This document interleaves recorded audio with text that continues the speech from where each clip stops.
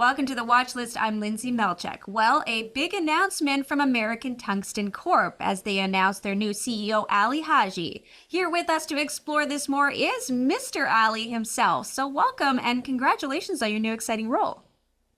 Thank you, Lindsay. It's a pleasure to be here. So this is a turning wheel already that we know of. So how do you plan to leverage your leadership to advance the development of the IMA mine project? And what are the projected timelines for bringing this past producing tungsten mine back into operation? Very good question. I think if anybody's familiar with the story under CSE Tung, the project is in Idaho. It was worked on by the Bradley Mining Group, Inspiration Mining, which is Anglo-American, as recently as 2008. So the infrastructure is really sound. Our technical team is outstanding.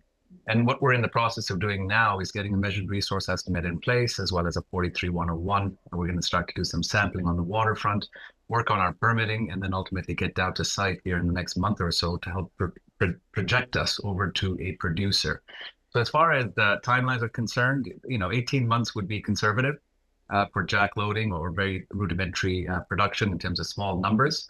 But I think we can grow that. I think it's important that we look at it from a scale perspective where we bring revenue generation online, start to grow that production profile in due course, and ultimately leverage the mills that exist within the vicinity to help us with the processing as well.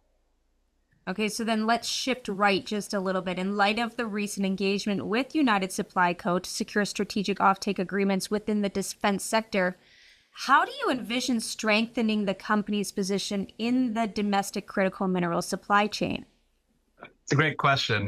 As recently as yesterday, today being the 16th, the White House put out a statement to push forward with their critical metals and the funding necessary. So I think we're going to start to see a lot more interaction between ourselves, the DoD and the DOE. We already have a white paper prepared that we've submitted to the DoD for non-dilutive funding, which ultimately allows us to advance our asset.